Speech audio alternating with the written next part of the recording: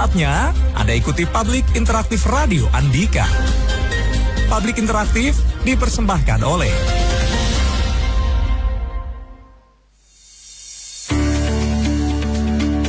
RSUD Kabupaten Kediri atau RSKK memberikan layanan 24 jam UGD, farmasi, laboratorium patologi, anatomi, bank darah dan radiologi, layanan khusus high care unit, ruang perinatologi, unit stroke, ICU, hemodialisa, dan polikonservasi gigi, kamar bedah lengkap untuk tulang, urologi, bedah mata, bedah obstetrik ginekologi, bedah anak, saraf, dan bedah umum. RSKK dengan pelayanan rawat inap mulai kelas 1, 2, 3 sampai VIP dan ruang isolasi penyakit menular lengkap dengan klinik spesialis untuk rawat jalan. Pendaftaran bisa online maupun offline. Selain itu, ada layanan tarudamu, layanan antar obat gratis. RSKK di Jalan PK Bangsa 1, Pare, Kediri. Informasi 0813 3388 7744. RSKK, kami semakin baik. 105,7 Radio Andika. Kalau sebelumnya Anda mengetahui akan hadir Dr. Banu Eko Susanto, dokter spesialis neurologi RSKK ini lewat flyer yang sudah terposting di Facebook AG243. Nah, beliau sekarang real sudah ada di depan saya di ruang siaran. Selamat datang, dokter. Selamat pagi Mbak Ari.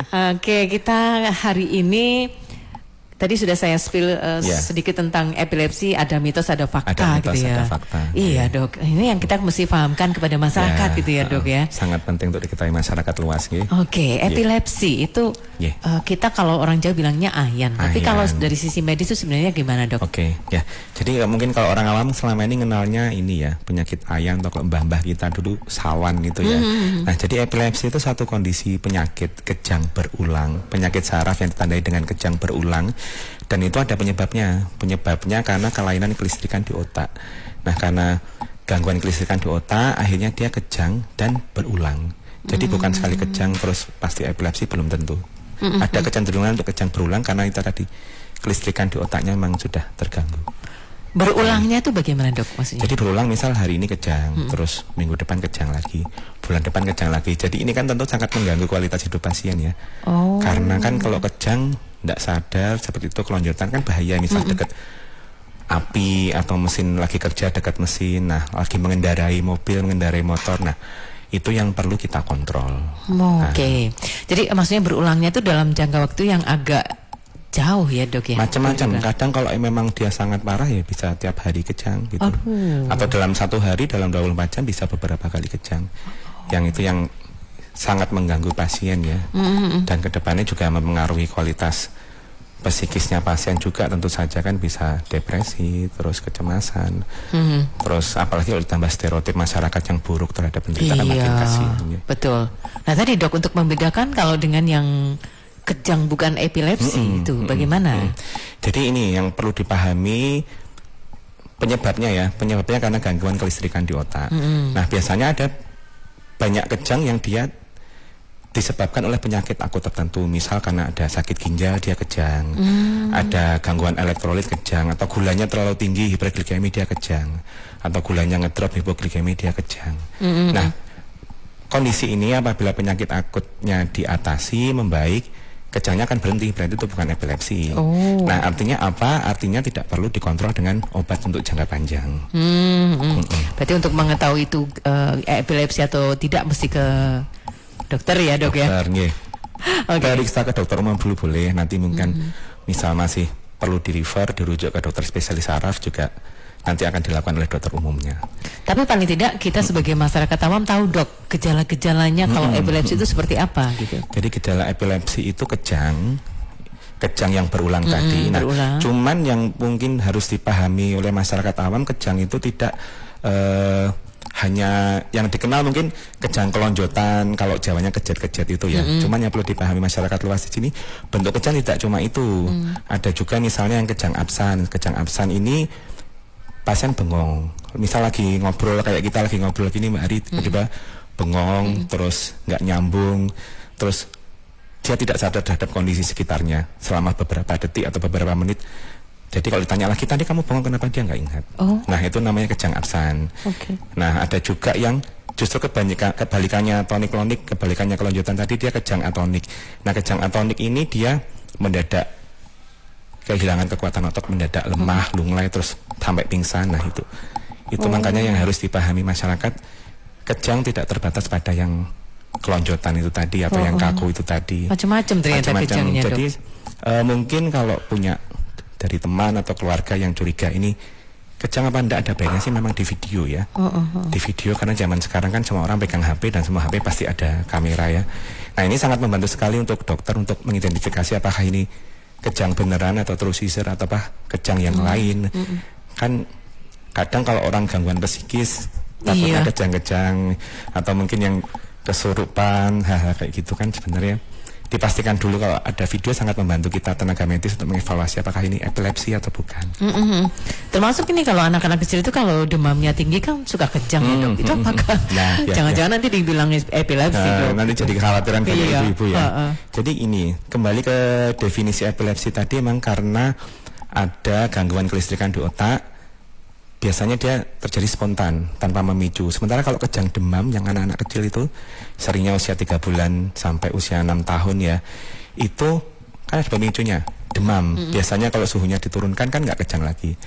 Nah, jadi nggak usah khawatir, nggak semua kejang demam itu bentuk epilepsi. Cuman ada kecenderungan juga pada kondisi beberapa kejang demam itu kedepannya akan berkembang menjadi epilepsi. Misalnya kejang demam kompleks, jadi misal kejang itu di atas 15 menit atau dalam 24 jam berulang-ulang terjadi, atau kejang vokal itu misal tangannya saja atau kakinya saja. Dan biasanya ada juga riwayat tumbuh kembangnya yang nggak bagus, misal kayak cerebral palsy atau lahirnya prematur atau waktu kehamilan ada infeksi, hal seperti itu. Jadi tidak usah khawatir kalau semua kejang demam takutnya epilepsi harus minum obat terus. Nah kayak gitu tidak ya. Cuman tetap harus diwaspadai untuk kondisi-kondisi tadi, misalnya ada lahir prematur, gangguan tumbuh kembang, misal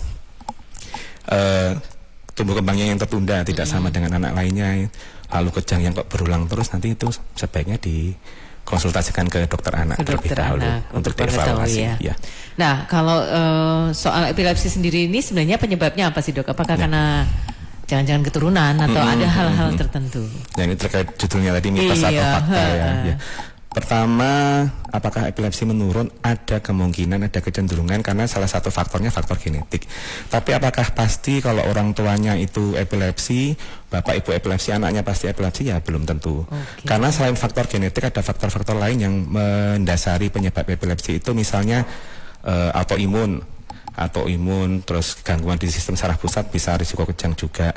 Atau ada gangguan struktural. Gangguan struktural itu maksudnya memang dari lahir ataupun didapat seiring perkembangan usia, itu ada kelainan di struktur otak. Misalnya yang dari lahir itu struktur otaknya sudah abnormal, itu ada kecenderungan kejang karena ada bagian tertentu di otak yang itu memacu cetusan yang gangguan kelistrikan tadi. Atau justru yang didapat setelah usia dewasa, misalnya dia ada stroke atau ada tumor atau kecelakaan gegar otak. Nah itu ada risiko berkembang jadi epilepsi. Jadi sangat luas, tidak pasti hanya muncul pada anak kecil ya. Bisa usia dewasa bisa muncul, usia tua juga bisa muncul karena penyebabnya juga luas.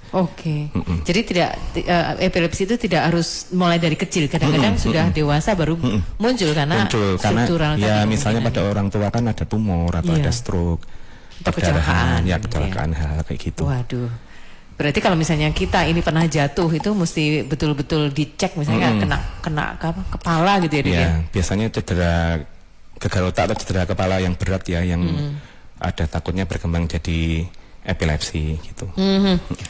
Nah ternyata itu ya mesti betul-betul dipahami. Kalau di Kediri, kalau misalnya kita mau ngecek gangguan kelistrikan di otak itu di RSKK gimana, Dok? Ya tadi kan penyebabnya epilepsi gangguan kelistrikan di otak. Nah, apakah gangguan kelistrikan di otak ini bisa direkam? Ada nggak sih alat yang bisa ngerekam kelistrikan di otak ada namanya elektroensefalografi atau EEG ya. Oh. Kan mungkin orang kenalnya kan yang rekam jantung, listrik jantung yang kalau medical check up atau di IGD nyeri dada itu kan dicek elektrokardiografi yang direkam listrik jantung, itu listrik otak pun bisa kita cek dengan alat elektroensefalografi itu tadi. Ini aman dan nyaman untuk pasien. Jadi jangan bayangkan nanti kayak kesetrum itu enggak. Jadi cuma ditempel aja ini ya elektrodanya untuk merekam kelistrikan di otak. Nah, kebetulan di RSKK dalam waktu dekat juga akan launching alat EEG ini ya. Jadi nanti ke depannya bisa diperiksa di RSKK untuk pemeriksaan EEG. Waduh, luar biasa ya dok ya. Tapi ngomong-ngomong menurun atau menular sih dok epilepsi itu dok? Ya, kalau menurun tadi sudah dijelaskan ada kemungkinan karena genetik ya, tapi tidak serta-merta yang orang tuanya epilepsi anaknya pasti epilepsi. Jadi maksudnya tuh orang epilepsi boleh punya anak, boleh menikah ya, jangan dijustifikasi yang tidak. Terus apakah menular? Tidak. Karena epilepsi itu gangguan kelistrikan di otak itu tadi. Jadi bukan infeksi bakteri atau infeksi virus gitu kan. Kan kalau zaman dulu kan misalnya ada orang epilepsi kayak takut kalau kena air liurnya nanti tertular. Nah kan kasihan, malah nggak ada yang nolong. Terus penderitanya dijauhi, nggak ada yang mau berteman, terus dikucilkan. Nah itu jadi stereotip malah juga bagus untuk kita. Malah tambah stres, nanti ada gangguan psikiatrik lagi ke pasiennya. Baik. Tapi dok, sebelum kita lebih lanjut ya, mengetahui bagaimana cara menyembuhkan epilepsi, ada gatekeeper dulu yang kita angkat dulu teleponnya ya. Ke Ika dulu.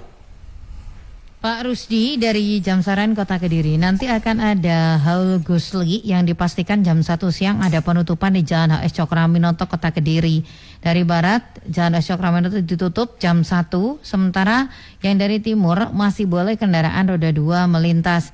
Setelah maghrib akan dilakukan penutupan total mulai simpang 4 Sumurbur sampai Jalan Patimura, kemudian Jalan HS Cokroaminoto, Jalan Joyoboyo dan Jalan Kisuci juga akan tersendat karena untuk kantong parkir. Pak Dodi di Tosaran Kota Kediri, cuaca kadang panas kadang redup. Apakah ada potensi hujan? Kalau cuman gerimis saja, semoga nanti tetap lancar untuk perjalanan. Pak Handi juga merespon yang Mengkreng saat ini terpantau padat, volume kendaraan meningkat pas ada kereta api yang lewat exit tol Bandar Kedung Mulyo Jombang masuk arteri arah Mengkreng. Lanjut email. Kemudian warga Ringin Pitu Tulungagung memiliki anak usia 6 tahun, sering sekali demam sampai 40 derajat Celcius, bahkan lebih sering kejang-kejang sampai keluar air liur dan mata naik ke atas sampai terlihat putih-putihnya saja. Dibawa ke puskesmas, jawabannya selalu sama, katanya hanya efek demam yang tinggi. Kira-kira apakah anaknya termasuk epilepsi ya? Pak Sudiro di Kediri menanyakan apakah epilepsi ini bisa terjadi sewaktu-waktu tanpa sakit sebelumnya. Ya, jawabannya ditunggu sebentar lagi akan disampaikan Dr. Banu Eko Susanto SPN dari RSKK.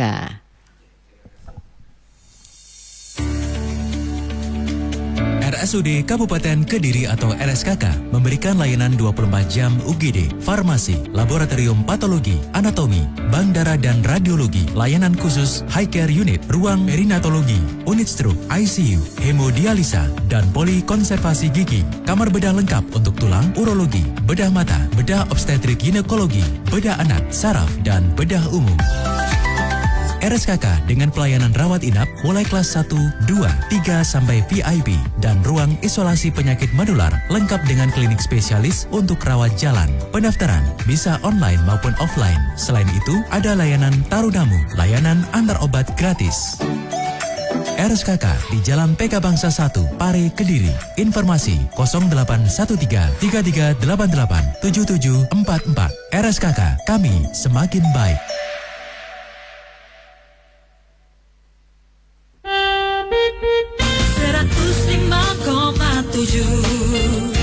Radio Andika.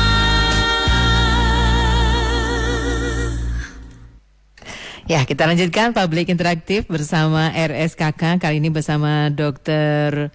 Banu Eko Susanto, spesialis neurologi dari RSKK. Oke dok, tadi 2 pertanyaan yang sudah disampaikan. Budian sama Pak Sudiro ya. Tadi Budian menanyakan kok anaknya sering kejang demam ya, dan itu berulang gitu kan. Iya. Takutnya apa anaknya epilepsi apa enggak gitu. Jadi memang beberapa kejang demam yang berulang itu memang ke depannya ada risiko untuk epilepsi untuk kejang demam tertentu gitu kan. Kejang demam tertentu yang tadi sudah saya jelaskan di awal itu kan kejang demam kompleks ya. Biasanya kejang demam kompleks itu kejang. Jadi ini ketika anak sedang kejang, itu kan pertama orang tua jangan panik ya. Orang tua jangan panik, dan biasanya kalau ada demam berarti harus sedia obat penurun demam, paracetamol yang lewat apa namanya? Lewat minum atau mungkin yang lewat dubur itu ya. Nah, selain itu jangan panik, dikasih obat penurun panas, dievaluasi kejangnya. Ambil HP atau ambil jam, itu berapa lama? Biasanya kalau di atas 15 menit itu ya takutnya nanti akan berkembang jadi epilepsi, atau yang dia dalam dalam satu hari 24 jam itu kok bolak-balik kejang.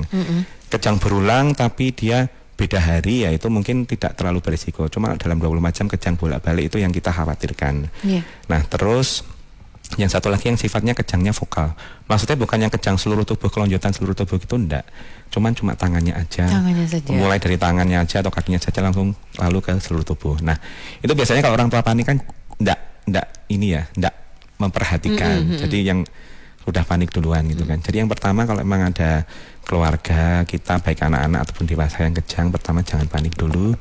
Lalu yang sangat penting diinformasikan ke dokternya itu yaitu tadi kejangnya seperti apa, apakah menyeluruh atau tidak, sama yang paling penting juga berapa lama. Berapa lama ya? Kalau di atas 15 menit itu yang harus seringnya biasanya nggak sampai 5 menit akan berhenti sendiri. Jadi untuk Budian ya pertama jangan terlalu khawatir dulu apakah anaknya epilepsi atau tidak. Terus yang kedua mungkin kalau memang memenuhi kriteria yang saya jelaskan tadi, mungkin bisa dipertimbangkan untuk periksa ke dokter spesialis anak gitu. Nanti bisa dibantu dengan perekaman EEG tadi ya, direkam kelistrikan otaknya apakah ada gelombang yang potensial menjadi epilepsi atau tidak gitu. Nah, sekarang untuk yang Pak Sudiro. Yang Pak Sudiro tadi, apakah epilepsi muncul sewaktu-waktu ya? Nah, ini yang membedakan kejang karena epilepsi atau kejang-kejang yang lainnya ya, yang itu tadi yang sudah saya jelaskan di awal. Epilepsi itu karena gangguan kelistrikan di otak, dia biasanya muncul spontan, tidak ada pencetus penyakit tertentu. Sementara kalau kejang-kejang yang lain karena ada demam, sakit ginjal gitu kan, terus ada gangguan elektrolit, gulanya tinggi atau gulanya justru ngedrop, itu selama penyebab utamanya diatasi tidak akan hilang kejangnya. Hal-hal seperti ini yang tidak perlu pengobatan epilepsi, yang tidak perlu dikontrol secara terus-menerus gitu kan. Nah, memang epilepsi muncul spontan benar, tapi biasanya juga ada ininya. Pemicu. Pemicu, bukan pemicu penyakit, tapi pemicu misalnya kayak kurang tidur, telat makan, atau kecapean olahraga atau kecapean kerja, hal kayak gitu. Paling sering sih kebanyakan pasien kurang tidur ya, anak zaman sekarang ya. Itu bisa membuat epilepsinya muncul. Di samping tidak patuh minum obat. Tapi memang dia sudah penyandang epilepsi ya dok ya. Sama satu lagi alkohol ya. Alkohol, baik. Nah, berarti sekarang kita sudah mulai harus mengidentifikasi mana mitos dalam epilepsi dan yang fakta dok. Apa saja berarti dari yang kita bicarakan tadi. Pertama itu, mitos yang paling sering mispersepsi itu apakah epilepsi menular? Tidak menular ya. Epilepsi itu bukan penyakit menular, bukan penyakit virus atau bakteri. Jadi ketika ada berteman dengan orang penderita epilepsi, berteman dengan atau punya keluarga epilepsi, jangan dijauhi. Itu justru kita harus merangkul mereka ya, memberi support dan dukungan. Terus apakah epilepsi menurun? Iya, karena ada faktor genetik tadi. Untuk tidak semua epilepsi genetik ya, kan penyebabnya tadi banyak ya. Apakah menurun? Iya, tapi tidak serta-merta muncul orang tuanya epilepsi pasti anaknya epilepsi, enggak. Jadi orang epilepsi boleh menikah dan punya keturunan. Biasanya itu cenderung akan berkembang jadi epilepsi. Selain faktor genetik, kalau ada gangguan selama proses kehamilan atau kelahiran, misal prematur atau ada infeksi selama kehamilan, terus gangguan tumbuh kembang yang delay gitu ya, tumbuh kembang yang terlambat, hal kayak gitu yang kejangnya biasanya kejang suatu epilepsi. Tapi tetap harus dikonfirmasi dengan pemeriksaan lebih lanjut. Jadi memang harus diperiksakan. Tapi yang harus digarisbawahi di sini adalah ini tidak semuanya menurun ya. Tidak semuanya pasti anaknya epilepsi maksud saya ya. Tapi faktor genetiknya ada. Jadi gini, kalau misalnya orang tua itu memang penyandang epilepsi karena ada kecenderungan genetik. Si anak belum tentu nanti epilepsinya muncul gitu ya dok ya. Makanya tadi saya tekankan orang epilepsi boleh menikah, boleh punya keturunan. Boleh ya, jangan dijauhi. Jangan. Yeah. Baik, oke sebentar lagi kita lanjutkan obrolan bersama dengan Dr. Banu Eko Susanto SPN dalam Public Interaktif bersama RSKK, epilepsi, mitos versus fakta.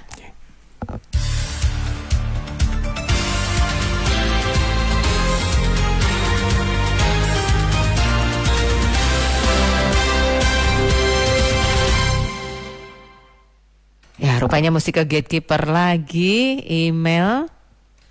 Pak Agus baru saja melintas di Jalan Diponegoro Tulungagung, sudah terlihat banyak sekali penjagaan-penjagaan dari Polres Tulungagung maupun dari teman-teman Angkatan Darat atau TNI yang ada berjaga-jaga di depan kantor BPN Tulungagung. Ini sepertinya persiapan untuk aksi damai yang akan dilakukan di depan kantor BPN Tulungagung maupun di depan kantor DPRD Kabupaten Tulungagung. Bu Desma, perjalanan dari arah Tulungagung Kota menuju Kediri baru saja melintas lewat di Simpang 4 Branggahan, lalu lintas dari Tulungagung menuju Kediri Kota. Alhamdulillah lancar didominasi kendaraan pribadi. Lanjut Ika. Bu Dina di Kandangan Kediri, pernah dulu waktu sekolah ada teman yang tiba-tiba epilepsi. Ketika akan membantu tidak boleh, katanya liur dari orang tersebut menular. Apakah betul demikian? Pak Ganang di Ngaduluih Kediri, epilepsi itu kambuhnya saat kondisi tubuh atau badan bagaimana? Apakah ada tanda-tandanya? Bude saya dulu punya riwayat epilepsi. Saat kambuh pas di belakang rumah ada sungai. Kemudian tercebur di sungai, tidak ada yang menolong dan akhirnya meninggal dunia. Apakah epilepsi ini juga bisa menurun ke anak-anaknya? Ya, masih ada lagi, Ayu. Bergabung Bu Nikmah di Pare Kediri. Oh ya baik. Bu Nikmah. Iya, Assalamualaikum. Waalaikumsalam warahmatullahi wabarakatuh. Silakan langsung sama Dokter Banu. Ya, selamat pagi dok. Yeah, selamat pagi Bu Nikmah.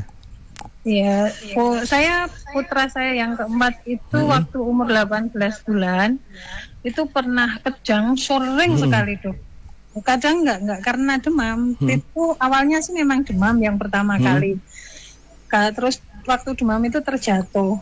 Terus jadinya berikutnya itu sering kejang.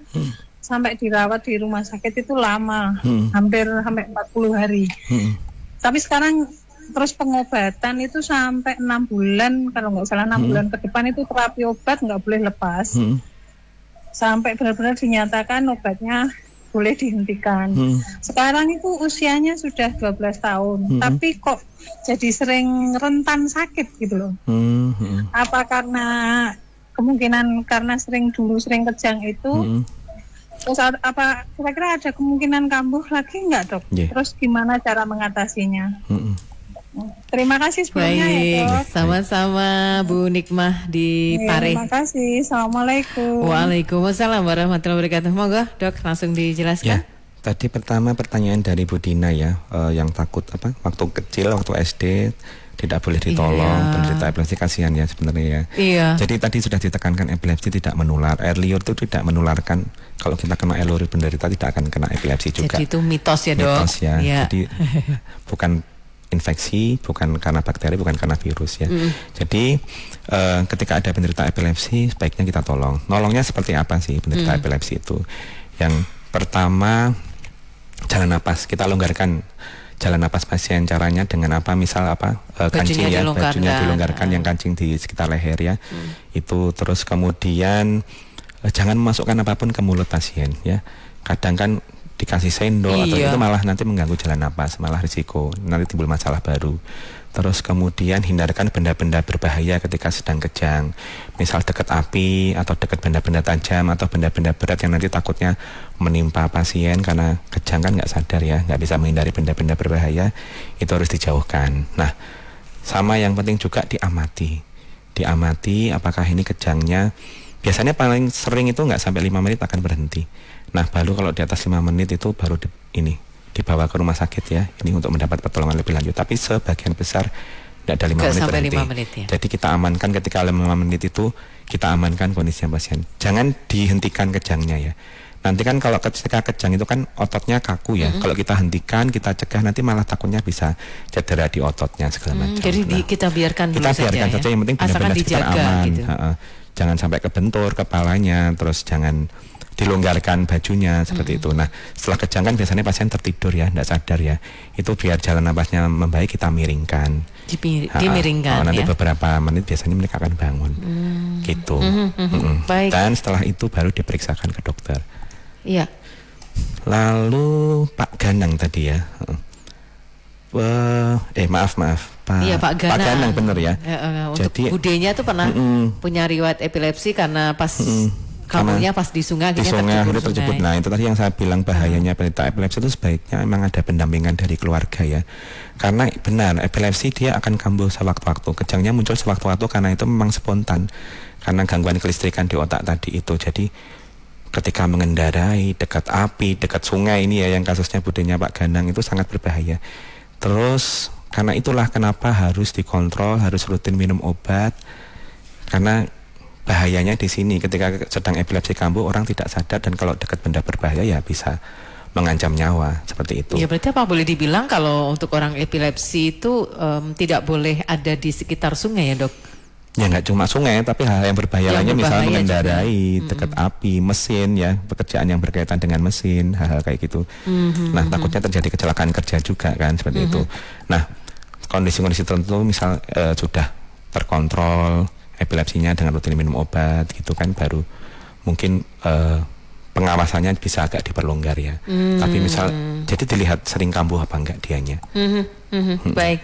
Kalau Dok tadi Dok yang soal epilepsi itu kita kan cara membantunya misalnya dengan melonggarkan jalan nafas, tidak boleh dihentikan kejangnya, tidak boleh memasukkan benda ke dalam mulut.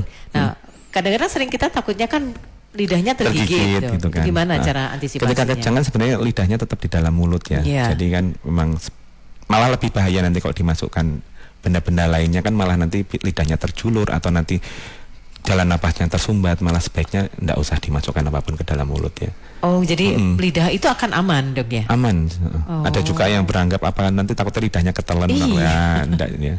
Lidah kan tidak sudah seperti itu. memang ada ototnya memang nempel di tenggorokan kita kan aman. Tidak tergigit, tidak khawatir tergigit ya, Dok? Tergigit jarang. Cuman kalau ini mungkin boleh kalau misal tergigit untuk mencegah perdarahan lebih lanjut, tapi jarang sekali. Takutnya kalau memasukkan sesuatu ke mulut itu Justru menghambat jalan napas dan nafas. membahayakan pasien. Oke. Baik.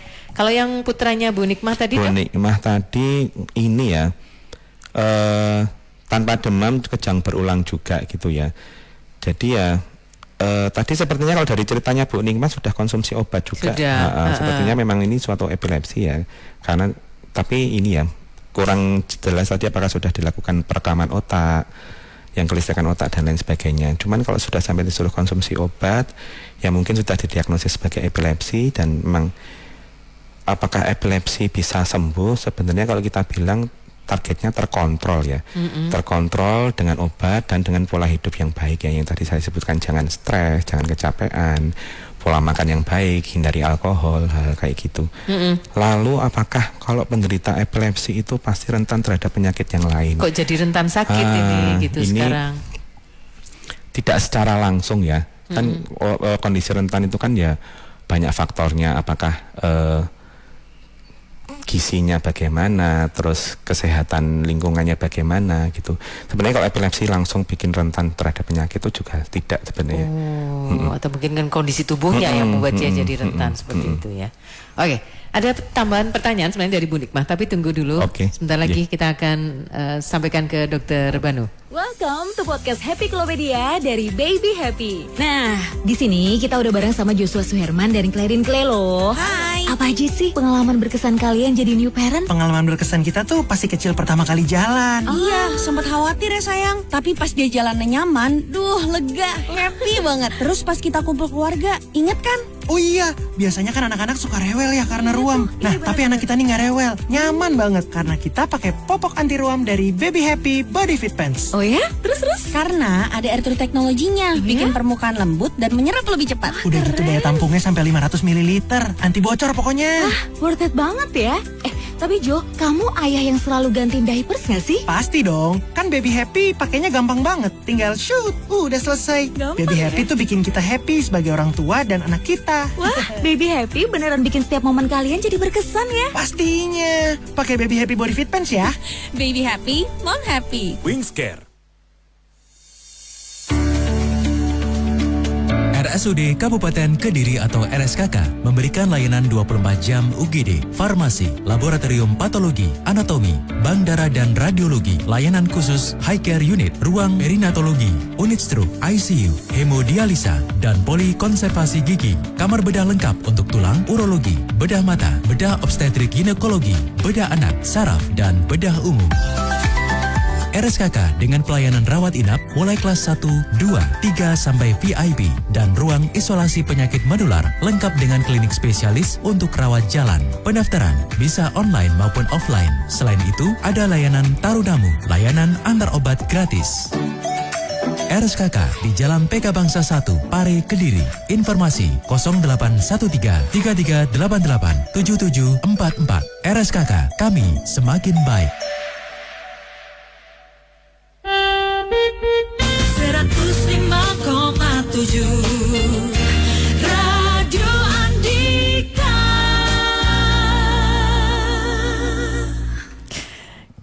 Masih bersama Dr. Banu Eko Susanto, spesialis neurologi dari RSKK dalam Public Interaktif kali ini. Dok, ini tadi tambahan keterangan dari Bu Nikmah. Putranya itu kejang, tidak pernah mengeluarkan air liur, cuman kadang pas tidak demam gitu, Dok. Nah, ini maksudnya mungkin mau mempertegas apakah ini memang epilepsi gitu, Dok?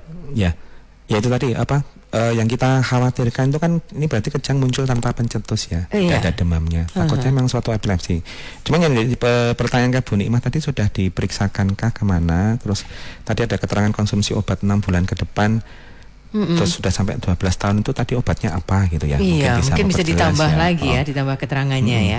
Jangan-jangan memang karena sudah cenderung ke arah. Yang curiganya itu kenapa kok dia muncul tanpa demam ya, dan berulang ya. Baik. Cuma tetap dikonfirmasi terlebih dahulu. Supaya tidak gampang kambuh kalau misalnya seseorang sudah tervoniskan epilepsi, Dok. Selain rutin minum obat, apakah ada cara lain? Caranya yang tadi itu pola hidup yang sehat untuk penderita epilepsi apa aja. Yang pertama, hindari kurang tidur. Seringnya zaman sekarang itu kan HP ya. Nah, sampai malam kalau udah, apalagi kalau udah buka TikTok, buka Instagram scroll ya. terus gak berhenti-berhenti, Dok. Karena reel itu kan bikin ketagihan ya. Kurang tidur. Terus yang kedua kecapean ya. Kecapean apapun, kecapean fisik, kecapean emosional. Kecapean fisik karena kerja yang berlebihan, olahraga yang berlebihan.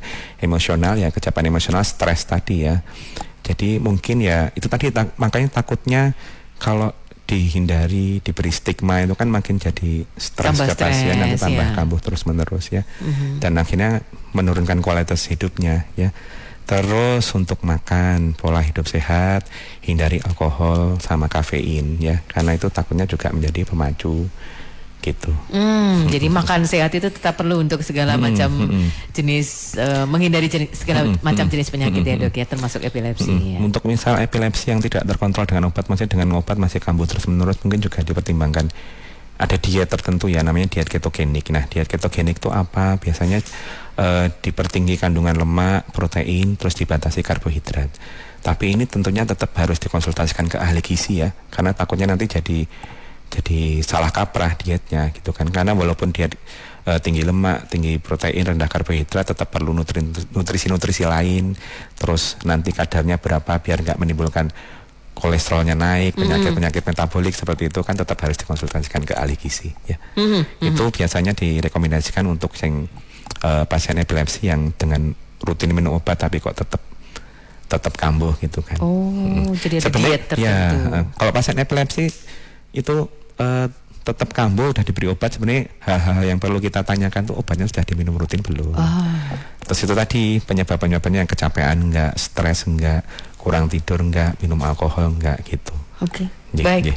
Banyak yang harus diperhatikan. Nanti kita akan ingatkan lagi ke teman-teman soal mitos versus fakta soal epilepsi. Masih bersama dengan Dr.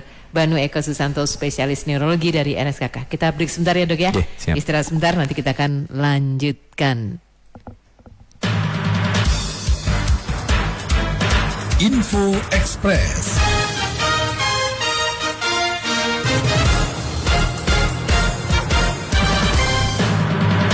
Presiden Prabowo Subianto berbincang langsung dengan Emir Khatar Yang Mulia Sheikh Tamim bin Hamad Al Thani melalui sambungan telepon pada Rabu 10 September 2025.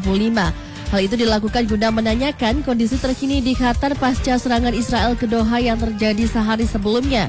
Sekretaris Kabinet Teddy Indrawijaya menyampaikan serangan Israel ke Doha merupakan pelanggaran serius terhadap prinsip-prinsip hukum internasional, termasuk diantaranya adalah piagam PBB, pelanggaran terhadap kedaulatan Qatar, dan ancaman besar terhadap keamanan dan perdamaian kawasan. Ia pun menegaskan Indonesia mendukung kedaulatan Qatar dan perdamaian, khususnya di kawasan Timur Tengah. Info Express persembahan PT Irfai Group, developer terpercaya untuk Indonesia. Raih kesempatan memenangkan 1 mobil dan 4 sepeda motor untuk realisasi rumah tahun 2025.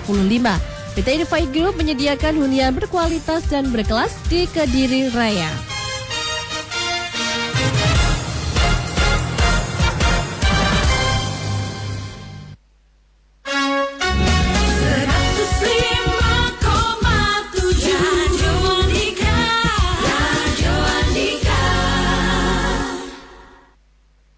Kita akan lanjutkan publik interaktif tentang epilepsi, mitos versus fakta bersama Dr. Banu Eko Susanto, spesialis neurologi dari RSKK sebentar lagi ya.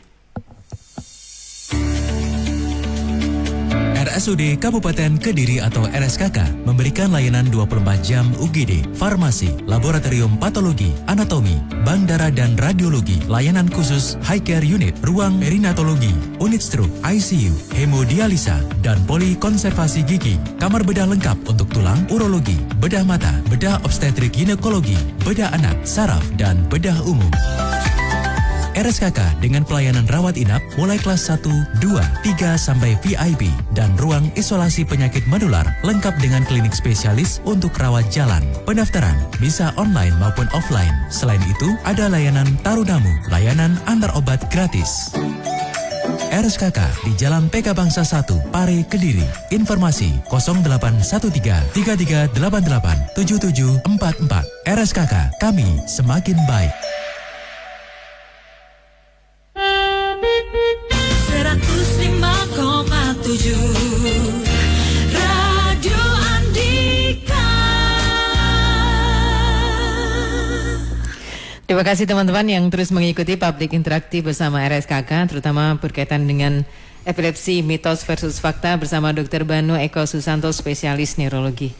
Dok, kalau misalnya seorang menderita epilepsi berarti nggak bisa kerja dong, Dok? Oh iya, gini jadi Mbak Ari, memang tadi kan sudah ada seperti kasusnya yang ini ya, budenya Pak Ganang yang kejang terus terjebur ke sungai gitu, beberapa pasien lain terbakar karena dekat api, dekat mesin gitu. Jadi orang jadi takut, ini boleh kerja nggak sih pasien epilepsi? Jadi jawabannya boleh. Boleh ya? Boleh selama kejangnya terkontrol. Makanya dia harus rutin minum obat, pola hidup yang sehat untuk epilepsi seperti yang sudah dijelaskan tadi. Jadi selama dia terkontrol baik tetap boleh kerja. Tentunya ada beberapa pekerjaan tertentu yang sebaiknya dihindari, mungkin yang dekat api, yang menjalankan operator mesin atau pengemudi gitu, mungkin itu untuk amannya dihindari. Cuman pekerjaan lain masih boleh gitu. Cuman ya ini tadi pasien epilepsi yang terkontrol baik dengan obat, minum obat rutin sampai bertahun-tahun tidak kejang juga banyak. Ada ya, Dok? Banyak ya. Jadi yang kesadaran masyarakat itu untuk menghindari stigma tadi ya ini dibawa periksa ke dokter, nanti kan bisa diskusi dengan dokter ya, terus dapat pemahaman epilepsi itu seperti apa, boleh kerja apa enggak, boleh nikah apa enggak. Soalnya nanti kalau stigma-stigma sendiri nanti malah makin kasihan pasiennya. Dia akan terisolasi dari dunia luar. Gitu. Baik. Oke, jadi mitos versus fakta, mengingatkan lagi yang mitos kaitannya dengan epilepsi tadi yang air liur itu tidak menular. Epilepsi bukan penyakit menular. Bukan penyakit menular. Memang menurun ada kecenderungan, tapi tidak serta-merta ya. Karena genetik itu tadi. Tapi harus disadari ada pemicu-pemicu yang epilepsi lain. kambuh, Dok. Diingatkan lagi, Dok, apalagi tadi? Oke, pemicunya jadi orang dengan epilepsi selain minum obat, hindari hal-hal kecapean fisik, kecapean mental ya. Jangan stres, jangan kerja diforsir, jangan misal olahraga bagus, tapi jangan yang berlebihan juga. Intinya kalau pasien tanya olahraga seperti apa, kerja seperti apa, sebenarnya pasien itu bisa mengira-ngira tubuhnya mengukur sendiri ya. kekuatan sendiri. Kira-kira mampunya seberapa, mereka tuh sudah mengenal tubuhnya sendiri dibandingkan dokter. Jadi dikira-kira ya. Terus jangan kurang tidur karena tidur yang kurang itu juga akan menjadi memicu juga untuk kambuh lagi. Terus alkohol, kafein itu. Kalau alkohol sebaiknya dihindari. Cuman kalau kafein itu ya mungkin pengen minum kopi bolehlah sehari 1 cangkir kecil itu ya. Dan minumnya jangan malam, minumnya pagi. Nggak bisa tidur nanti malah malah nggak ya. bisa tidur jadi kambuh lagi gitu ya. Oke, Dok, kita ke gatekeeper lagi. Email. Pak Abidin di Tulungagung, simpang 4 Tamanan ke utara lebih baik dihindari saja. Sebetulnya bisa dilintasi, tapi kalau ingin aman atau lebih baik dihindari dulu. Saat ini aksi damai sudah mulai dilakukan tepat di depan kantor BPN Tulungagung atau depan Apollo ya. Yang terlihat masa cukup banyak dan ada satu kendaraan yang mengangkut seperti sound system cukup besar. Kendaraan roda 4 sebetulnya bisa melintas tapi lebih baik dihindari saja. Dari Pak Yahya, perjalanan dari Malang Kota tujuan Pasuruan, kondisi lalu lintas di seputaran Pasar Singosari cukup padat, banyak sekali kendaraan-kendaraan yang terparkir di bahu jalan. Hati-hati dan juga waspada. Bu Neni di perjalanan dari arah Malang Kota dengan tujuan ke Sidoarjo juga, saat ini masih sampai di Simpang 3 Blimbing, lalu lintas cukup padat, hati-hati dan juga waspada. Lanjut, Ayu. Satu pertanyaan dari Pak Ahmad yang ada di pesantren Kota Kediri, apakah sindrom Tourette itu ada hubungannya dengan epilepsi? Kemudian dari Mbak Ika yang ada di Kediri Kota, apakah epilepsi bisa disembuhkan secara total? Punya keponakan itu sering kali kejang-kejang sejak usia 6 tahun. Sekarang anaknya sudah 12 tahun tapi masih sering kejang beberapa jam sekali. Efeknya sekarang lumpuh, tidak bisa jalan. Tapi pas kejang itu tidak dalam kondisi demam dan tidak mengeluarkan busa, mulutnya tidak mengeluarkan busa. Setelah kejang dia sadar seperti biasa. Apakah itu termasuk epilepsi? Oke, jawabannya sebentar lagi. RSUD Kabupaten Kediri atau RSKK memberikan layanan 24 jam UGD, farmasi, laboratorium patologi, anatomi, bank darah dan radiologi, layanan khusus high care unit, ruang perinatologi, unit stroke, ICU, hemodialisa, dan polikonservasi gigi, kamar bedah lengkap untuk tulang, urologi, bedah mata, bedah obstetrik ginekologi, bedah anak, saraf, dan bedah umum. RSKK dengan pelayanan rawat inap mulai kelas 1, 2, 3 sampai VIP dan ruang isolasi penyakit menular lengkap dengan klinik spesialis untuk rawat jalan. Pendaftaran bisa online maupun offline. Selain itu, ada layanan Tarunamu, layanan antar obat gratis. RSKK di Jalan PK Bangsa 1, Pare, Kediri. Informasi 0813 3388 7744. RSKK, kami semakin baik. 105,7 Radio Andika. Silahkan Dokter Banu jawabannya untuk Pak Ahmad. Pak Ahmad tadi menanyakan apakah sindrom Tourette itu suatu epilepsi. Mungkin kalau penjelasan awam sindrom Tourette itu kayak latah gitu ya. Jadi dia tiba-tiba ngomong sesuatu yang atau gerak-gerak tertentu gitu. Mungkin kalau dilihat di YouTube akan tahu ya, banyak film juga yang mengangkat tentang sindrom Tourette ini. Itu bukan epilepsi. Ini suatu penyakit yang lain, gangguan gerak. Jadi terkait dengan penyakit gangguan gerak tentu saja terapinya juga beda dengan epilepsi. Terapinya bisa dengan terapi perilaku, biasanya muncul karena kecemasan. Ada juga terapi-terapi obat-obatan yang bisa diberikan pasien. Yang jelas ini bukan suatu epilepsi, jadi terapinya berbeda. Nanti mungkin akan dibahas bahas khusus yang gangguan gerak ya. Menarik juga ya, baik. Lalu yang Bu Ika, apakah epilepsi bisa sembuh total? Jadi dari awal ditekankan target dari epilepsi itu terkontrol ya. Sembuh total kita nyebutnya bukan sembuh total, tapi remisi. Remisi itu memang beberapa jenis epilepsi ya, nanti yang tahu juga dokter, beberapa jenis epilepsi itu dia akan remisi. Mungkin sekian tahun dengan terkontrol obat, dia tidak ada kejang sama sekali, dipertimbangkan nanti obatnya diturunkan pelan-pelan sampai stop. Itu untuk jenis-jenis epilepsi tertentu. Ketika remisi bisa dipertimbangkan untuk di stop obatnya.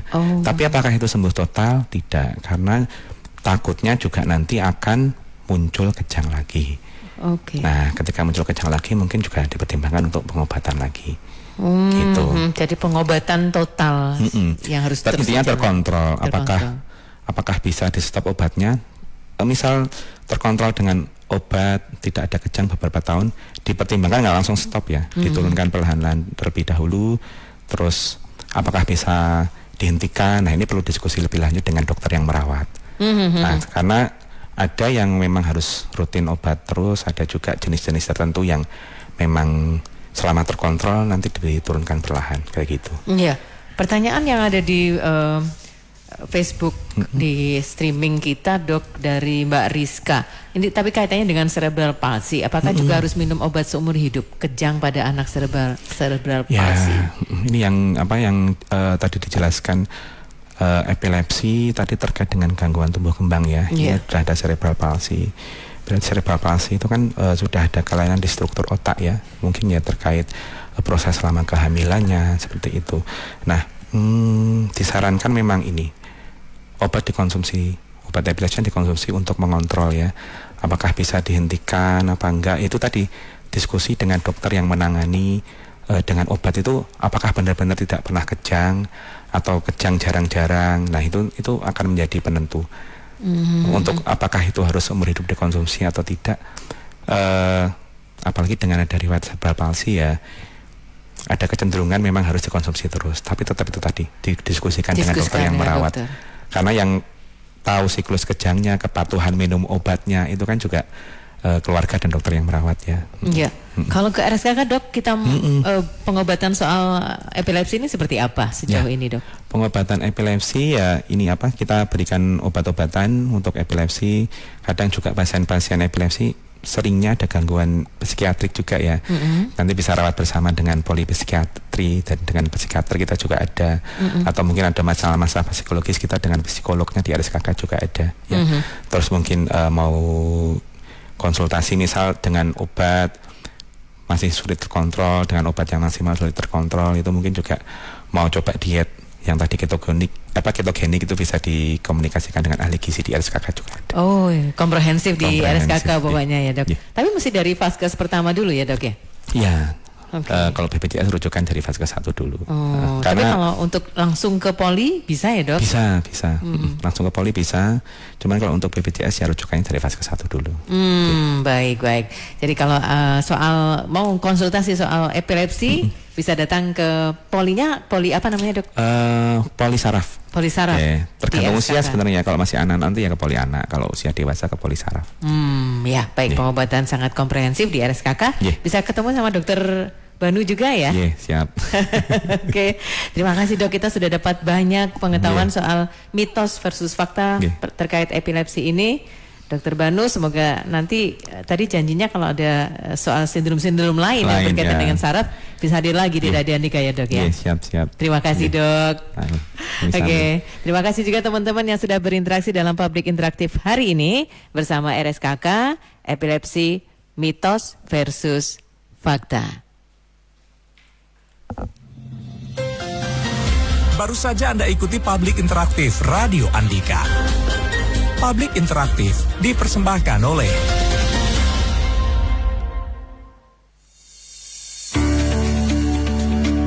RSUD Kabupaten Kediri atau RSKK memberikan layanan 24 jam UGD, farmasi, laboratorium patologi, anatomi, bank darah dan radiologi, layanan khusus high care unit, ruang perinatologi, unit stroke, ICU, hemodialisa, dan poli konservasi gigi, kamar bedah lengkap untuk tulang, urologi, bedah mata, bedah obstetrik ginekologi, bedah anak, saraf, dan bedah umum.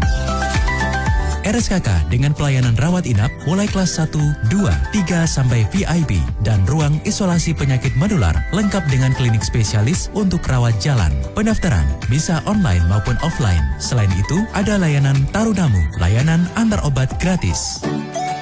RSKK di Jalan PK Bangsa 1, Pare, Kediri. Informasi 0813 3388 7744. RSKK, kami semakin baik.